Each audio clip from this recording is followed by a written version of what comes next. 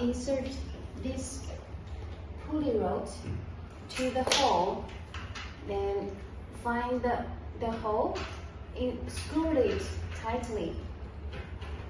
Try to screw it as much as possible. Then use this one. Insert this one. Then open it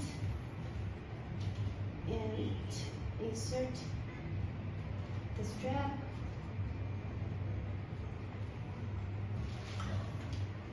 Get this from the other side. Then adjust the strap, the length of strap. Then like this. Okay.